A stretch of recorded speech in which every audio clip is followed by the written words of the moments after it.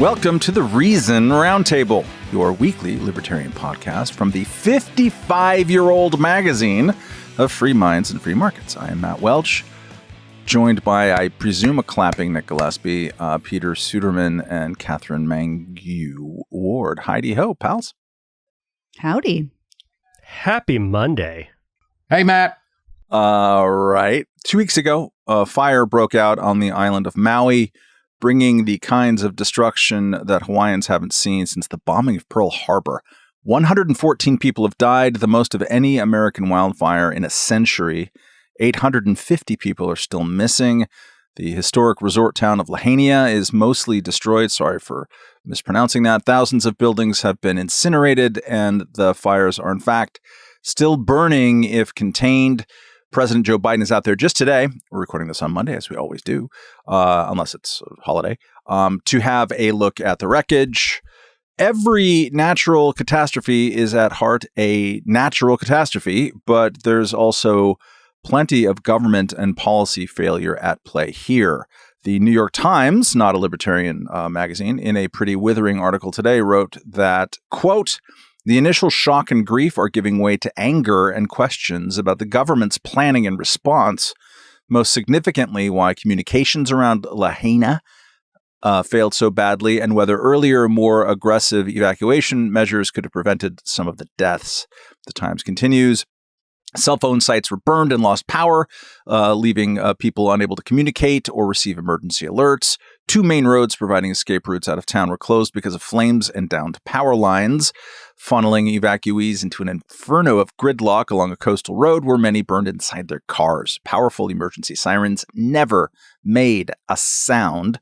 Fire hoses almost ran dry." Katherine, people tend to get annoyed at libertarians always, but during a crisis even more. Now that the smoke has mostly cleared, what are some lessons and insights that us annoying libertarians can bring to this awful calamity in beautiful Hawaii? And maybe even some of the lessons might have some application in the currently underwater state of Southern California. Yeah, I actually was going to start with a lesson from California, both for the fires in Hawaii and for California itself.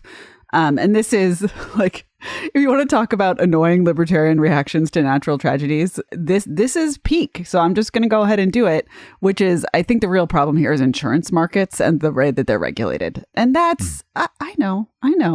But one thing that libertarians simply will not shut up about is that prices contain information, and no one is being allowed to transmit or receive like life-saving information in this case about where your house should be and what conditions it should be surrounded by and what measures might be good to take to protect your house from the consequences of natural disasters. This is because insurance markets in the United States, and especially in California, are really, really, really regulated. And so prices are often capped. That means insurance companies cannot send people the important message, hey, it's too expensive for you to live here.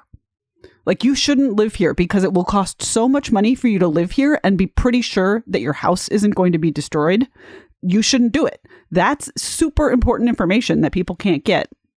And then as our delightful colleague Ron Bailey has written, there's also reinsurance markets, which is the only thing more annoying to talk about than insurance markets because they are even more opaque and obscure. But in California, for instance, the last round of wildfires, there has been an uptick. And the way that you typically deal with that is that you go into a secondary market where insurers can insure their risk. That gives even more information. Those are banned or nearly so in many places with respect to wildfires and flooding. And even in the places where they are allowed, both insurers and reinsurers have to pay into big funds for people who don't have insurance, which then mutes the price signals even more. So all of this is by way of saying, just let prices tell people when it's too dangerous to live somewhere or too dangerous to live the way they are living. In Hawaii, we talked a lot about the brush clearance question, and we're going to hear a lot more about that. The idea that the government is going to figure out the optimal amount and strategy for clearing brush from around people's houses is laughable. But if you get $1,000 off your insurance premiums, you better believe people are going to be out there with scissors. Katherine, it sounds like you're objectively in favor of really expensive insurance. Yes. When warranted, absolutely I am. I would add also, there's a mandate level of that too. The so-called FAIR insurance, which is an acronym for something that I now forget, but it was passed in the wake of the 1968 post-Martin Luther King riots all over the country, burned down a lot of inner cities, including stuff that you can see from space in Washington, D.C., not far from where Katherine and Peter live. And so the federal government and a lot of state governments mandated that insurance companies had to issue insurance policies, homeowner insurance policies, in places where they didn't want to do that, which included back then a lot of inner cities, because there was a worry about property crime and burning and bad things. And so in a classic, Department of Unintended Consequences, as the Reason TV video does not exactly say, the people who end up with those insurance policies tend to live in Malibu and in the foothills of LA and other places where it's a ton of expensive real estate and also insurance policies that they wouldn't otherwise be able to get because it's right in the middle of fire and flood and pestilence zones. Nick, every time there's a deadly wildfire, particularly in California, but also in this case, we hear a lot about global warming. Are we hearing enough about electric companies? Yeah, probably not. And what I'll call attention to is the Hawaiian electric company HECO, which serviced this. Not only did they not turn off electrified poles that had been downed, which it's very unclear at this point exactly how the fire started and how it jumped, because it appeared to be contained, et cetera. But there's reason to believe that the downed electrified electric poles that were also kind of shaky to begin with, were sending off sparks, et cetera. If nothing else, they blocked road access for people trying to leave and firefighters trying to get in. But the larger point is that HECO did not have a comprehensive strategy for how to deal with this type of emergency. There are, not surprisingly, there are best practices in place, many which have been pioneered by PG&E, Pacific Gas and Electric, because they live in an area where there are lots of wildfires. They contribute to them because they kind of suck themselves, but they have figured out how to minimize the amount of likelihood that you're going to contribute to fires and things like that. That's going to be, I suspect that will be a major focus here when you look at a place like Hawaii, which is, both on a certain level, it is the most paradisiacal of all American kind of biospheres and things like that. It's also pretty resilient, much more so than people think, but it is also really always on the brink of, some kind of catastrophic event. It just turns out that the people who should have been really locking down emergency plans and contingency plans and things like that just didn't do it. And there's a long paper trail already of this. So that's beyond it's not even talking about tragedy. It's just like, how the fuck does this happen? And then how do you make sure that it never happens again? And it becomes more and more complicated for some of the dynamics that you guys were just talking about, as well as, now we'll be dealing with, various kinds of rules that restrict the ability of, of people to change and or sue utilities as well as government actors.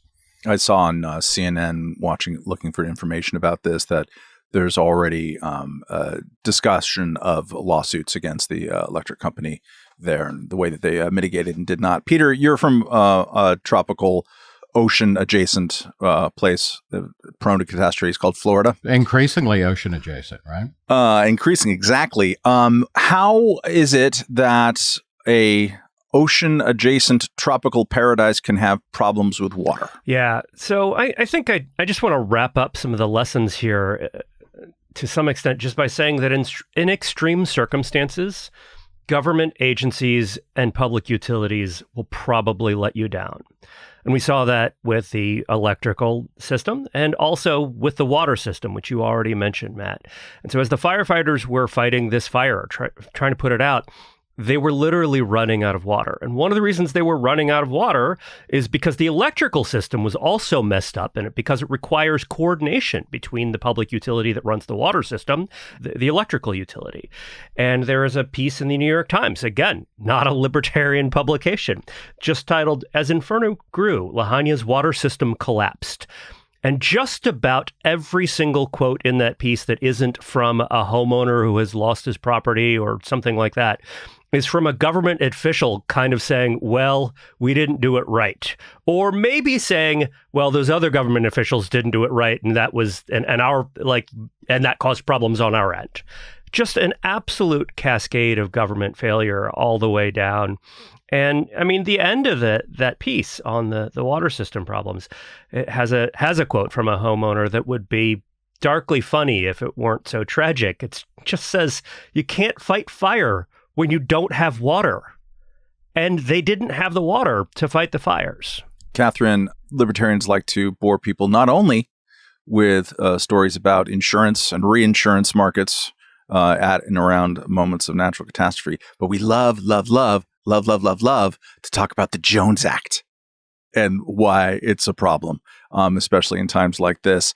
I'm going to give you an editor-in-chief prerogative to hype Eric Bain's Why We Can't Have Nice Things podcast, which just literally had an episode on the Jones Act, and maybe riff a little bit about its applicability in what is happening, especially now in the rebuilding phase. I just got a chance to listen to that episode in my journey to become a gym bro. I attempted some running this week. What? And so I had the good luck of having Eric Bain on the Jones Act to distract me from the pain in all my body parts. And the Jones Act is so bad. And it's like, it's one of these things that causes me to have that why isn't everyone a libertarian moment that I have periodically. Because it seems like to learn about this rule, this 100-year-old rule that requires goods to be shipped on, and the requirements are so ridiculous too, right? It has to be a ship of U.S. manufacturer, crewed by U.S. citizens, flying under a U.S. flag, only the salad dressings on board, can be, it's ranch only. Thousand Island, it's Thousand Valley Ranch. From Hidden Valley. I think Eric said something like 80 ships or something like that in the entire world that meet these criteria. And then when we have an emergency where we need to get stuff from a place to a place, as we had in Puerto Rico, as we have in Hawaii, all of a sudden it's like, gee, this is hard. And it's like, it's hard all the time and stupid all the time. And we only sort of critically notice it in these moments. And then the moments pass and we restore the stupid rules, even on the rare occasions when we do make exceptions. So yes, we have been and will be thwarted by the Jones Act for disaster recovery for Americans. These are Americans who just happen to be so unlucky as to live a boat ride away from the supplies that they need. The Jones Act will make it more expensive. It will slow down getting them the stuff that they need. The Jones Act, the political logic that keeps it in place is amazing because it does get suspended, on an almost annual basis nowadays in Puerto Rico whenever there's a hurricane there, because they're covered by it. That is a real mystery, right? Because it really isn't benefiting very many people. And even Eric in his podcast episode talks about that. Matt, the question that you raised earlier, which is a tougher one, I think, from a libertarian perspective, is, if politics is a power game, how do you change things so that the richer, powerful people who own the property or benefit from the property that is being built in places where people shouldn't be living, or the cost of living should be 1,000 times higher than it is? How do you crack that? Because this, and it's important to remember that a lot of the subsidized insurance and stuff like that, it isn't to the people living in the Malibu trailer park, right? Or a desert in the middle of somewhere that gets wiped out, or, even in the Mississippi floodplains. It's along the coastal waters of America, and particularly in places around, Massachusetts, New York, Florida, Southern California. And I think that's a real, I want to say on some level, it's a failure of libertarian imagination. Like we have diagnosed the problem. And then what is the political solution to actually get these things to change? It's, that's really complicated. The a chapter title that I will always go back to because if nothing else, it clarifies one's thinking about this and kind of as a bracing slap. It comes from Mike Davis's book. I believe it's The Ecology of Fear, his follow-up to City of Quartz, sort of Southern California dystopias. Which is riddled with inaccuracies. I reviewed it for Reason. It's a great novel read. It's like reading a Kilgore Trout story in Kurt Vonnegut. It's best read as something made up by a fictional at the same time, his chapter of The Case for Letting Malibu Burn is a wake-up call from the left, from the decided angry class warrior left that isn't necessarily the most fidelitous to facts, nonetheless makes a public policy argument along these lines that is very friendly and copacetic with libertarians, and that's part of it. We ran a cover story. Gosh, this is the Gillespie era, or Virginia? It was Gillespie because it was the new redesign of John Stossel, the Mustache of Truth and Liberty. One of our best the covers. welfare Queen. Confessions of a Welfare Queen. Bright pink, beautiful. All that's missing is the tiara. It was implied. I almost got him into for that. But it talks about him rebuilding beachfront property after a natural catastrophe that he just shouldn't have been encouraged to rebuild, but he did it anyways. That's fine. And I do want to. He had to. Otherwise, he would not have been human, right? I mean, humans follow incentives. I do want to say that, or something. We've been sort of shorthanding this, like, you shouldn't live there, you shouldn't build there. In fact, of course, people are welcome to take risks with their own property and their own bodies, right? You can totally build your house on stilts anywhere you want. Just that's then a risk that you're assuming. And you should know how much risk you're assuming, which is why we need the insurance markets to work. And then the much harder part is we have to then resist as a polity the desire to rescue people from those risky choices. And there's also... Can I ask? Go ahead. I'm just going to say about Malibu and about markets and insurance as well. Yeah. I recall this from the last time Malibu burned real good. There were a few people who had bought pretty expensive fire prevention and mitigation extra insurance policies, including something to do with like Fostex, this stuff that you spray around your property. And when you buy this, you clear a brush of a certain perimeter around your property. Like, you have to do things to qualify for this and pay for it out of the nose. And the shocking thing to me at the time was that the reaction post a fire in which people's houses did burn and others did not, when the people who had paid their own money to make sure that they had protection ahead of time, and then I think at least some post facto private mitigation during the fire itself. It was all criticized. Like, I can't believe we're privatizing the fire fighting, and there was this huge backlash against it in just a bizarre way. Like, we should want people to pay their own share to keep their houses free, so that we don't spend every last public taxpayer firefighting dollar to save Suzanne Summers' homes yet again. Go ahead. It was also true that those programs, those plans that people bought into had only positive externalities, right? Like, I would get it if somehow buying that increased the chance that your neighbor's property would burn. But I read a bunch about it at the time, and at least as far as I remember, like, if you were lucky enough to live in a neighborhood where a bunch of people had bought that package, like, you were probably going to benefit from it. Yeah, some and people if not, did. well, then it was status quo. You mean like herd red immunity? buttons was the free rider. It was herd immunity of the wildfires. Yes. Can I ask, as long as we're talking about risk and insurance, and one of the first stories I remember reading in Reason, actually, as either a high school or as a college student, had to do with the introduction of mandatory car insurance in New Jersey, where I was living at the time, and which was both the safest state to drive by miles driven, and it had the most insanely expensive car insurance of any place. But Reason had this great article which talked about how when the state mandated auto insurance, which it did at some point in the 70s, it had to cap the premiums for people who otherwise wouldn't be able to get driver's insurance, and then that assigned risk pool, like the subsidy, was sprinkled throughout other people paying insurance, which is one of the reasons why young drivers like me, with absolutely no bad signs on the record yet, that was still in the future for me, paid much higher rates than we should have, even beyond whatever the actuary was of that. And so it ended up insurance being more expensive, that New Jersey, for a while at least, had fewer people driving with insurance after it became mandatory, because it ultimately increased the price of insurance for the average person. So fewer people could afford insurance, but you have to drive.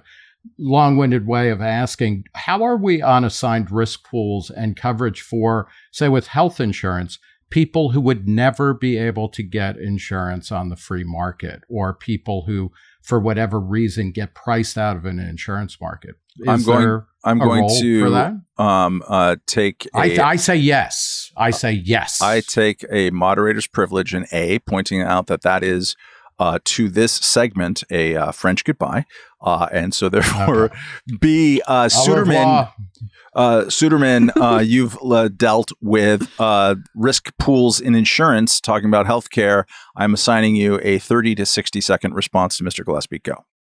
The fact is that no one likes to pay full cost of insuring high-cost emergency or disaster events. That's true in healthcare, and it's true in property markets. It's true in basically every facet of life that is enjoyed by most people, right? Like if you own being alive or owning stuff, like people don't want to have to carry a bunch of insurance for what happens when things go really, really wrong, because that's expensive. There's almost always some sort of government intervention in those markets, and that's one of the reasons why they are so dysfunctional. Specifically when it comes to healthcare markets, I think the first thing that we should do is unwind the problems that we have right now with the current system, which make it harder for people who have high-risk conditions to get insurance. In particular, tying insurance to employment through the carve-out for employer-sponsored insurance has made it basically so that when you switch jobs, right, you have to be employed and you have to kind of stay with a job to keep the same insurance.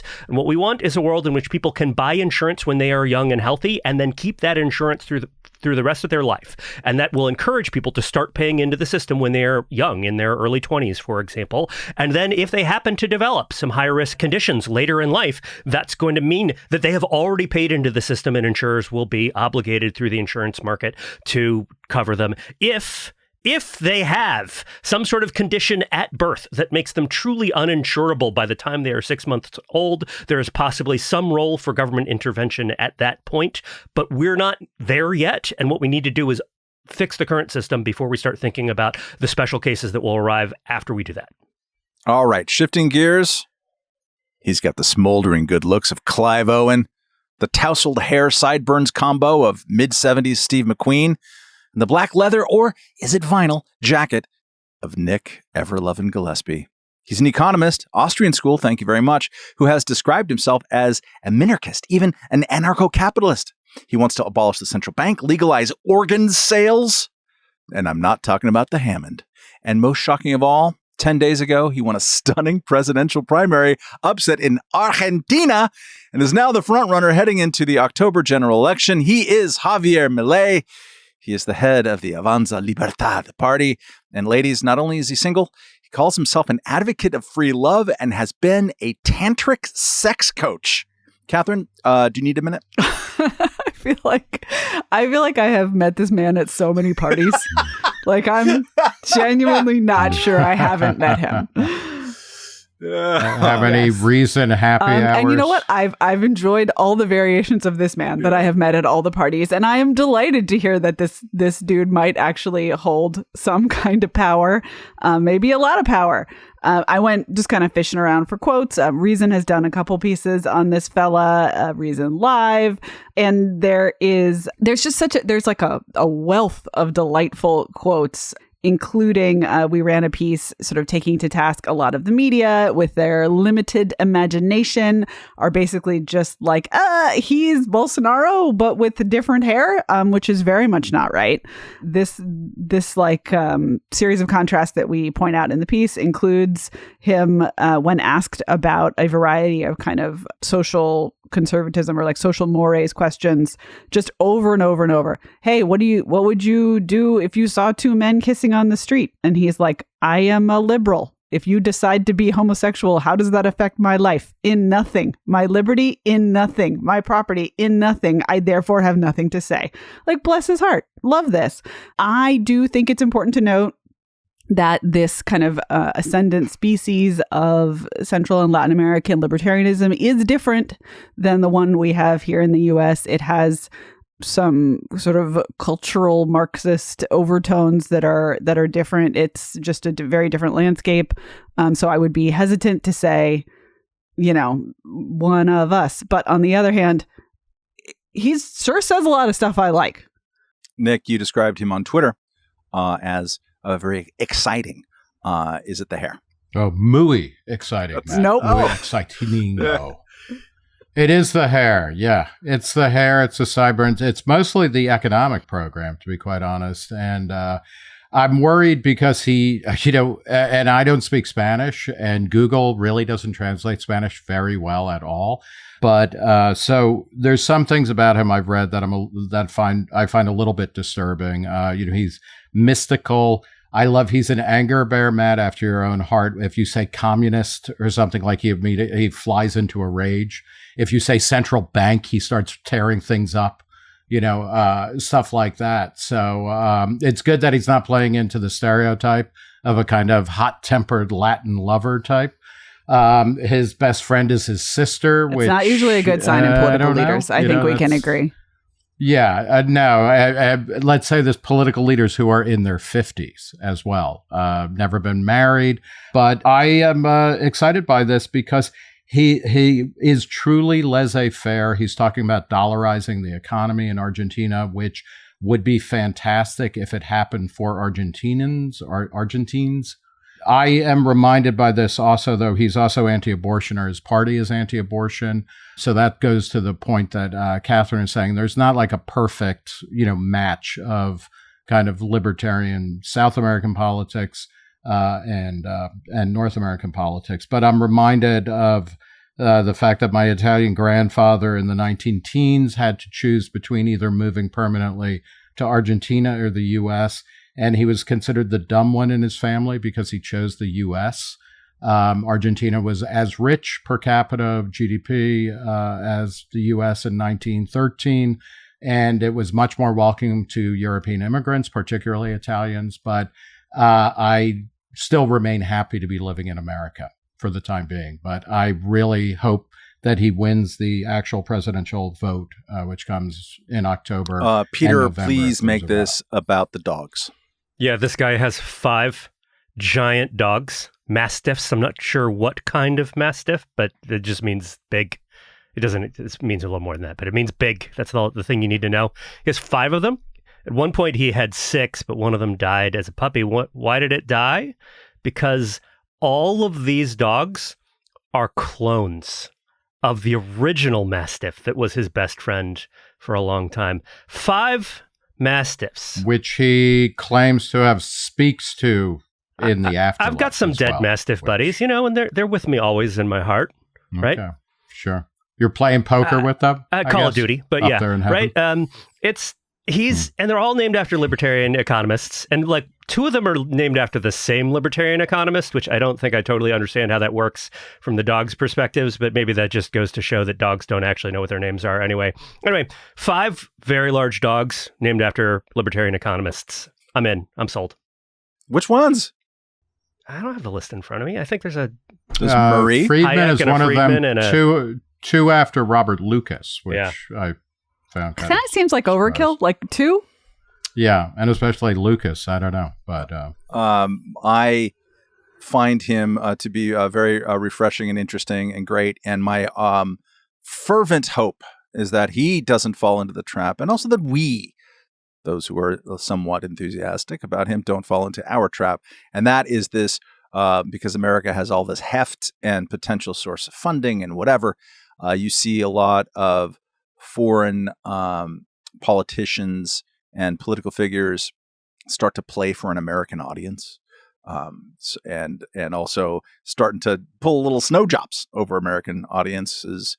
I've always was irritated by the way since disgraced Czech President Václav Klaus did that to libertarian and conservative circles in the 1990s and afterwards. Just kind of gross. Viktor Orban certainly does that right now towards our national conservative friends. Robert Mugabe did it back. Fidel in the Castro's day the best. for, This is Reagan, from the other side of the aisle. But I want him to be as just on fire as the classic song from the Mystic Sultans of Benoit in Isla Vista, California, put it, on fire nude when it comes to Argentinian politics and history and inflation, and not to play into stupid American culture war stuff. He did play in a Rolling Stones cover band, Matt, just to add to the legend. Also, like again, a cosplayer. We've all been at bars with this man. Like I think he might be like an AI generated, okay, this is the guy we need in Argentina right now. Yeah, I actually think that is. But it's very exciting. And it's also because it's worth talking about, just in the broader context of South America and Latin America. It was a continent that was doing well and then really has fucking shit the bed again. And, this might be a turnaround. Because Argentina is still a massive economy, particularly in Latin America, but it's been really, in trouble for a decade plus more. So I think it's great because a lot of what he's talking about are things that are always distinct but applicable here, like just the end of the line of a lot of publicly financed bullshit that you just can't keep doing forever. So maybe he's an AI construct. Like, fine, that seems totally plausible for a guy with 5 clone dogs and all of these other traits. But much more likely is that he's just kind of a normal, which is to say very weird type of person, but like a normal aspirational politician. And what I like about him so much is that he's quirky in a way that is mostly harmless. I didn't say entirely, I said mostly. And he has some actual strong policy views that are worth talking about. And boy, I am like, the GOP primary debate is coming this Wednesday, and I don't know that I would say that about any of the folks who are likely to be on stage. It's kind of... what could we do to get him on stage as part of the GOP primary debate? See, this you're week? already doing it, Katherine. You're the one who taught us that all the politicians are going to disappoint you.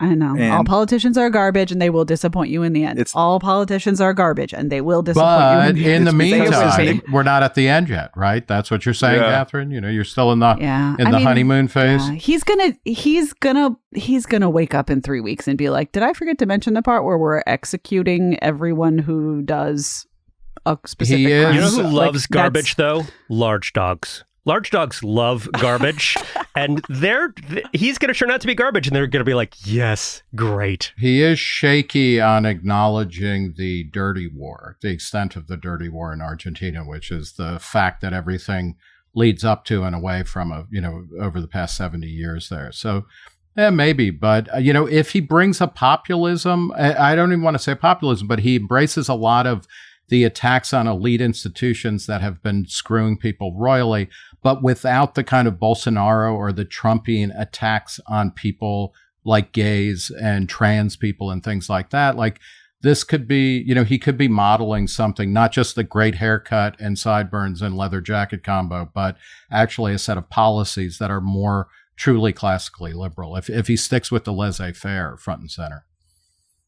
He may, in fact, be combining the Thomas Massie insight that people just want to vote for the craziest motherfucker in the room with a genuine, thoroughgoing libertarianism, and maybe it'll work. But I'm mostly heartened by the fact that he has support, right? I mean, this is the antidote, admittedly, abroad, but this is the antidote to every time that you see that political compass chart where there are no dots in the socially liberal, fiscally conservative quadrant. Like, whoever all these people are who didn't show up on the polls because he was polling at 20% and then voted for this man, like, those are our people. Maybe we can find them, even if he, in the end, is garbage and disappoints. Do watch his various video interviews.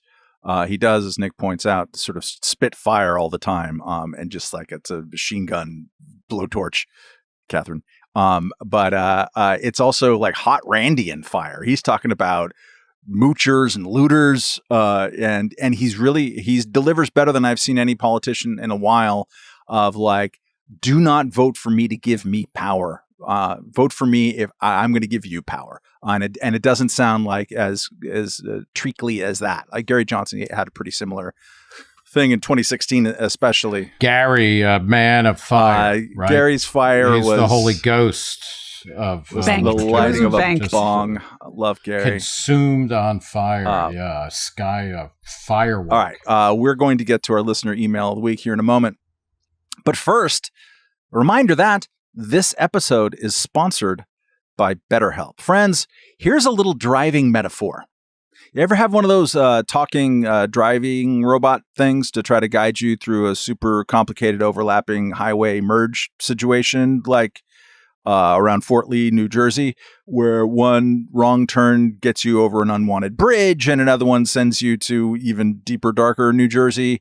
And meanwhile, everyone around you, being from New Jersey, is driving like an absolute lunatic? What's better to have in that moment? A disembodied British nanny voice that's always about 100 yards behind the point of no return, or your own damn brain knowing which way to go? Please note that this is an advertisement, and therefore Katherine is not allowed to give the wrong answer. Therapy with a trusted and professional third-party therapist is like preparing your own navigational system so you can choose the right highways through life. This is where BetterHelp Online Therapy comes in. BetterHelp is an easy-to-use, super flexible, entirely online therapy service that's helped many listeners of this very podcast. All you have to do is fill out a quick questionnaire, get matched with a therapist, and if you don't like the first one, swap them out for another. Let therapy be your own internal GPS system with BetterHelp. Just visit betterhelp.com/roundtable right now to get 10% off your first month. That's BetterHelp, HELP.com/roundtable. Do it today. You'll be glad you did. All right. Reminder, please email your short queries to roundtable@reason.com. This one comes from Andy Hawks, who's either a professional skateboarder or is a member of the Midnight Ramble Band. He asks, this question is prompted by Stephanie Slade's excellent recent critique of Sohrab Ahmari's new book, Tyranny, Inc. One of her key points is that Ahmari wrongly conflates actual coercion with market leverage. While acknowledging that leverage inequality in everyday life can be deeply unfair, Slade correctly points out that government intervention typically leads to worse results and that the best way to diminish leverage abuse is a growing, vibrant economy that empowers people to walk away from bad take-it-or-leave-it deals. Still, I think many people will be attracted to Ahmari's arguments precisely because they want government to intervene when private power is so unbalanced. Take the example of Harvey Weinstein. He was ultimately convicted of rape and sexual assault, but what about a powerful movie producer who simply offers an acting part in exchange for sex, or who threatens to ruin an acting career if sex is withheld? Any difference in these two situations? What is the libertarian response here? Katherine, we have both rape and Stephanie Slade mentioned, so you get first answer. Wow. Thank you. Yeah. Wow. Yeah. What's that BetterHelp URL again? I need a robot voice of guidance in my life, or was I supposed to say the opposite? So, I think this is a great letter because it is the question. It is basically the only question in politics is when things seem wrong, bad, unfair, when should the state intervene and how? Like that's, I think, one way of describing what politics is about. And I, of course, unsurprisingly, associate myself with Stephanie Slade's response. But I think in particular, the place that this question takes us is a place that politicians really don't want to go, which is to say, yep, power imbalance is everywhere. That's true. Yep. That's a thing about being a human. And that answer is sort of very unsatisfying when you are trying to win votes, and also for many people unsatisfying when you are trying to form a political theory. And so I think the kind of secondary answer is to say there are other methodologies besides the state to rectify some of those imbalances. So you might say, okay, yeah, I don't like the idea that a movie producer can promise roles in exchange for sex. But first of all, maybe both parties think this is a good deal. That happens fairly often. In that case, I think you have to kind of say, even if it doesn't match my personal mores, I accept that that is a thing that can and should be allowed to happen. But that there are, for instance, we might say, well, hey, maybe what we need isn't government intervention. Maybe what we need is feminism. Maybe we need to think and talk about the ways that men and women's power differs in society and how, what exploitation of those different abilities is appropriate and what isn't. And we could build some social mores around that. Or maybe we say, in the case of the threatened reputation ruining, maybe we need stronger, better, more interesting reputational mechanisms, which, from the time that I started out reading about lots of libertarians are obsessed with markets in reputation or reputational mechanisms, to now we have a radically more diverse and interesting set of ways to prove that you are who you say you are and that doing business with you is a good idea, and reporting on other people's conduct in professional and personal situations. Some people might say that's a dark dystopia, but I actually think libertarians should embrace it because, again, it minimizes the call to use state power to fix imbalances between people. Peter, how do you answer this question? Well, this question feels like implicitly like an HR violation somehow or another, and I'm a little cautious as a result. No, I'm pretty sure that employment law would already prohibit the type of coercing sexual, or sort of asking for sexual favors in order to get a job or to get work. And so I cannot quote you the specifics of California employment law or national employment law that might be relevant here, but I'm pretty sure that would already be illegal. And I don't think I have ever spent any time in my life thinking, man, I really want to wage a campaign to end that law. There's just a lot of other stuff that I'm going to do instead. But I mean, I think the point is that from a kind of dogmatic or doctrinaire libertarian perspective, libertarians would be against those kinds of employment laws, Peter. I think you can prioritize just like prosecutors can. And you can say that of all of the things in the world that I'm going to fight for as a libertarian policy analyst and advocate, ending that set of laws is not going to be very high on my list. Nick, how do you solve the unbalanced private power problem? Yeah, I mean, and, it's interesting to think about it in the context of Hollywood and somebody like Harvey Weinstein personified in that, because the history of Hollywood is what Andy is basically talking about, where it was a lot of people having, implicit or explicit transactional sex, for whatever purposes they wanted. And there's a lot of stories, if you read, biographies of the great movie studio magnates, they all did some version of this where they had a casting couch and then they screwed people over who refused to submit to their advances, in all sorts of ways. It's a disgusting abuse of power, even, I think, on some level I won't say when both parties are up for it or whatever, but it's at odds with the image that Hollywood and most businesses want to project about themselves. I think one part of the answer, and this goes along with what Katherine was saying, is an ethos of radical transparency. When if an industry is predicated upon this type of transaction, trying to make that more public and open to public knowledge and then public vetting is one way of doing it. I think. The other thing is, reputation. Should they have to report this to shareholders every year as part of their?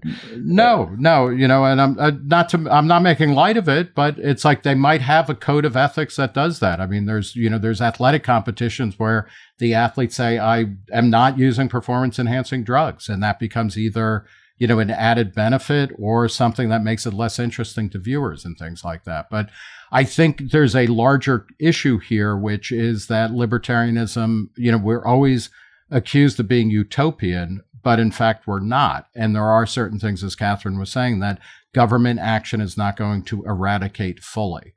This may fall into it, not the Weinstein as rapist potential, because that breaks an absolute criminal code that is understandable to everybody.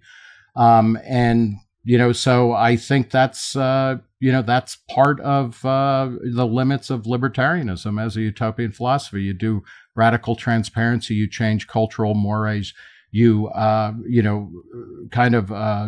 through reputational kind of value and things like that. But that's also not, perfect either. I mean, something like the Shitty Men in Media list, which was an attempt to do something like this. The founder of that has made at least one settlement with one person who says he was defamed credibly. So, it's not an easy task. One way of thinking about this, potentially, for me at least, whenever people talk about, because this comes up a lot, right? The Sora Amari comes up in this question, comes up in the candidacy of Robert F. Kennedy Jr. As well. This notion that private power has become so unbalanced, and it's traducing, it's just having too much influence on us. There's nothing we can do about it. Similar to way back when AOL bought Time Warner around the turn of the millennium, and there were two people in the country, maybe three, who wrote about how that's not going to be a big deal and we should stop hyperventilating about it. And two of them are on this podcast. I will say this. But one thing that I did back then was like, okay, let's try to sit down and think about how much AOL and Time Warner product we actually consume. And so whether or not we're going to be suffering through their horrible media monopoly as a result. And I'm trying to think about this in terms of this question. Where is it that private power is exerting an unwelcome influence on my life, or it's just even producing outcomes that I don't like? And what do I do? And it's not a long list, really.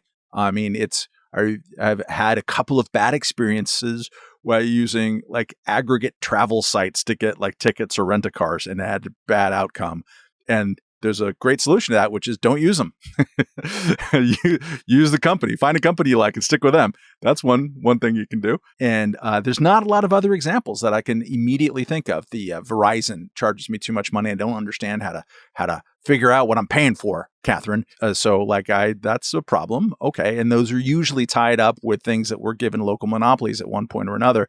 So, I think a lot of the revulsion against the exercise of private power right now has to do with social media and technology companies, people who are on YouTube or people who are on Facebook and find themselves or the people that they consume kicked off, get really pissed off. And I get that. They should be really pissed off, and they should be pissed off about the government's fingerprints all over it. And also there are times in human resource situations, and this has been on the upswing in the last 5 years, maybe it's finally starting to calm down a little bit, where because of diversity, equity, and inclusion practices or whatever else faddish sociology of the day find themselves either kind of biting their lip and not saying something in a meeting where they hear some crazy stuff, or having to recite or profess some level of beliefs that they don't like. You see this much more in academia than you do in regular life. But I've known people who in their own companies that they founded had to go through like some kind of training that they disagreed with. So those are moments when you feel like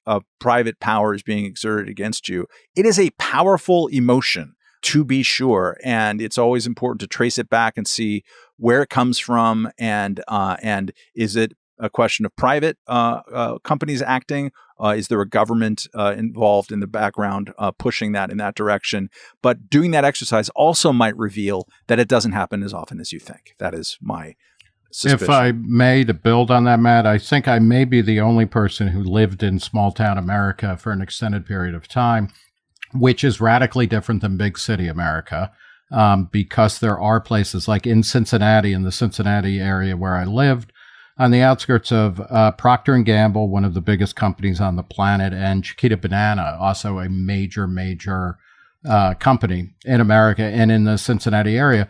They exerted a huge amount of influence, not directly, like you could only buy Chiquita Bananas and you could only buy Tide, but not a Unilever product in Kroger, which is also another major corporation. But the way that they did kind of hurt things was through the way that they influenced government in terms of things like business regulations and zoning and whatnot. And so you get back to this libertarian both insight and I think something of a conundrum, which is that private power only takes you so far. Matt, in the work that we did about the AOL Time Warner model, I remember writing a lot about how AOL at the moment of its deepest market penetration had to give away more and more free content and free time, which is something that happens to every market leader. They go broke trying to maintain their market share in a profound way.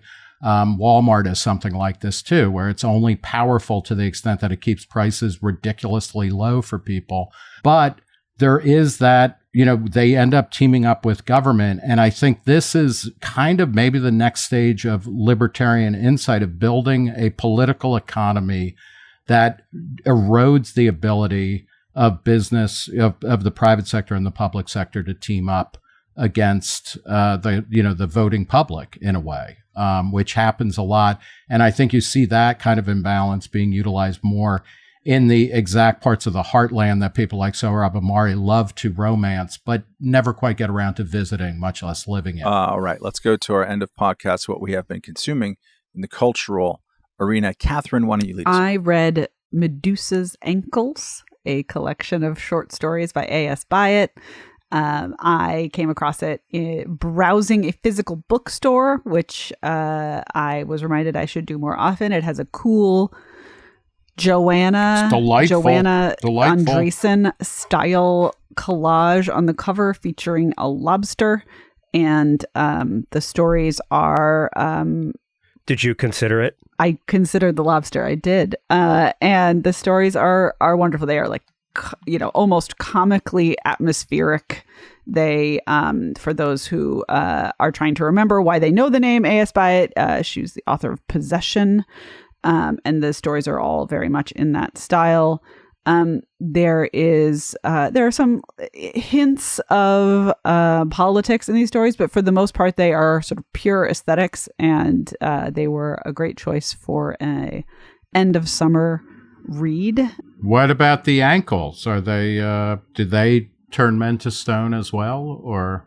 You have to read to find out, I guess, Nick, or gaze upon the ankles of your local Medusa. It's too high a risk without insurance. Yeah. I'm not doing it. Either the reinsurance market for turning to stone is not being allowed to thrive, and I don't know what we're going to do about it.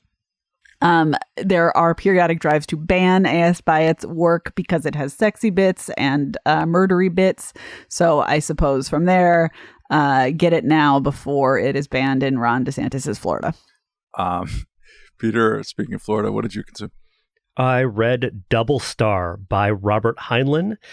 This is a 1956 novel about an actor who gets called in to play basically the prime minister of the interstellar Earth coalition, has to make a deal with the Martians who have all these weird squiggly arms. They're a whole race that's clearly based on the Japanese, and then the role just keeps expanding and expanding and expanding, and I won't tell you exactly where it goes, but it is, as Robert Heinlein novels tend to be, a fun, short novel about politics and people. It is surprisingly focused on two things that are of interest to this podcast. The first is why we need to tolerate and understand people even when they're different from us and we don't like them. For example, they're Martians and they speak another language and live in hives and have lots of little squiggly hands. And the other thing that he focuses on in this is free trade. A lot of the book centers around a plot, not even really a plot, a sort of a plan to integrate all of humanity and the Martian civilization under a regime of universal Western-style rights and free trade. And the book makes a surprisingly simple, straightforward, concise, and powerful argument for all of those things through the voice of this actor who comes into this role and is like, I don't really care about politics or economics, whatever. I just want to act like this. I'm kind of down on my luck. And it's a great short read. You can go through this in about 2 or 3 hours. A very good end of summer novel for folks who are looking for something light and fun and smart. Nice. I'd never heard of it. Nick Gillespie, What have you been consuming? In anticipation of going to Burning Man for the first time next Sunday. God.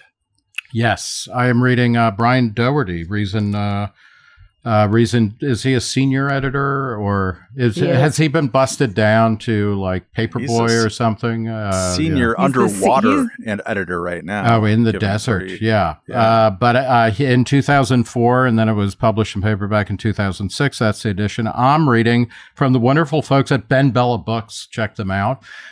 This is Burning Man: The Rise of a New American Underground, which is a history of Burning Man. I have been meaning to go since I lived in LA in the early 90s, and due to work and family and money issues, I never managed to make it. But this time I'm going.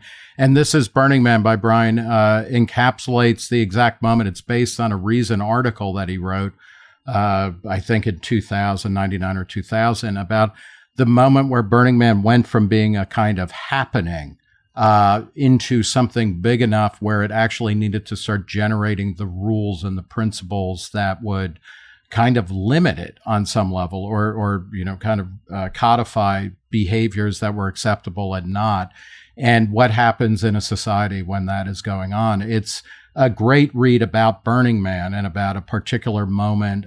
Burning Man is kind of the apotheosis of 90s digital culture and techno-utopianism, even though Larry Harvey, the guy who founded it, was not quite involved in that. There's a lot of other groups like the Cacophony Society and whatnot that were coming out of a Dada prankster kind of tradition that was symbiotically attached to the Bay Area and to kind of techno-utopianism. But it just captures that moment in time, but then more generally for people who are interested in kind of how do societies thrive. It's a great study in that, and there's a lot of drama and a lot of conflict in the story that Brian writes, as well as ultimately a triumph. And Burning Man started in the late 80s in recognizable form, and it's going stronger than ever. There's going to be something like 75,000 people on an uninhabitable part of the desert who will be there for, a week and a half or 2 weeks. And when they leave, it will be as if they were never there. It's kind of a beautiful Dada kind of temporary autonomous zone testament to the marvels of a capitalist society that allows people to have such time and money to do this type of thing. Might be a bit muddy. Maybe. You know what? It could be raining today, and by the afternoon, Matt, it'll be dry as a bone. Dry as a dinosaur's bone. Speaking of dinosaur bones, although not at all, I attended a delightful museum called the Hudson River Maritime Museum up in Kingston, a couple hours north of the city of New York on the west side of the river. And it is it's what it sounds like. It's a perfectly sized museum, all about the technology of shipping, about sails and steamboats and coal and these things. Not the fanfic kind? Correct. Not the fanfic kind. And then also about the engineering of canals, the three big Hudson River canals, the Erie Canal most famously, and I guess the St. Lawrence River thing. I forget what that's called. Seaway. The St. Lawrence Seaway. And not even St. Lawrence, it's the Lake Champlain one, right? Or I don't know what the hell it is. Come on, man, the north. And then along the Roundout Creek, there's the D&H Canal that went to Coal Country in Pennsylvania. But anyways, it's just fascinating on how much canal work was just an engineering kind of triumph, and how much it just absolutely transformed all of the economies of the river cities for sure, but especially New York City. New York just boomed when those things came online, and then it all busted again too. After kind of 70 years, sort of a pop-up economy that was quickly supplanted first by railroads and then later by cars. But just kind of remarkable to see the ingenuity and how much things can change. Learned a lot of little tiddly bits that are great, like the Mohawk native tribe, and also the original name of the Hudson River from said, I think, tribe was something like Mohawken, which means flows both ways. So, Nick, your punk rock friends in LA in the 80s, when they had a Mohawk, it's because it flowed both ways. See? Just like the Hudson River. Right. Get it? And in England, they called them Mohicans. See? Then the last and all that stuff. So that's really great. And there's a little room where a guy who lived in Kingston, which is a cute little town on the other side of Rhinecliff, just sat and made little toy model boats for his entire life. And it's a room full of those boats, and they're fantastic. Very nice. There's a John and Yoko photo for Nick to keep his interest. A little bit too much kind of global warming. They must have got some kind of grant. There's a little thing that said, what do fish think about global warming? It's like, probably not too much. They got mixed feelings, honestly. Yeah, they're very complex. Matt, I would like you please to do an investigative report on why there are so freaking many maritime museums. Like, why are they everywhere? And is the answer just shipping was important to the founding of our nation and other nations? Or is there like a maritime museum slush fund somewhere? Here's what I think, and this is based entirely off the scientific record of watching some really sweet retired ladies in the gift shop of this Hudson River Maritime Museum in Kingston. One of whom came from Pennsylvania part and talked about canals, and the other one had a dad who did this thing with boats and stuff. It is an attempt to be in touch with a shrinking culture. The world of shipping, the world of just the maritime world mattered a lot more, just the way farming mattered a lot more. And so people hold on to museums about it as a way of transmitting, but also remembering cultures, remembering their own parents, their own grandparents, why were things like they were. There's a strong undercurrent of nostalgia. It's even baked into this particular museum. There's a bit from some poet in 1909 talking about how we used to do this and catch the sturgeons that were 800 pounds with our bare hands, and it was all great. We could swim, and now everything's polluted, and you don't even see sail ships anymore. And so it's always kind of like that. But I think it's a way for people to be in touch with the thing that they remembered. I think you'll find space museums, particularly out in West and Southwest and Florida, that are similar, although hopefully now we're seeing a resurgence of actual space, so it won't be kind of an old-timey gesture. I don't think there's actually going to be a ton of grant money, except if it's about global warming and climate change, which I'm sure they got some at this museum to talk about rising sea levels and carbon footprints of steamboats or whatever. But generally, I guess. But I'll investigate further.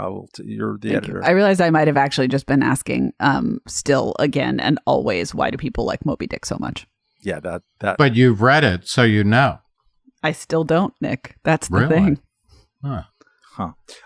There's also a ton of shit, right, with ships and the ocean, people or the waterfront. There's always lots of stuff washing up. I find maritime water-related museums are like hoarders' paradises, even more than most. Katherine, would you say that understanding why people like Moby Dick is your white whale? Oh boy, I hate you.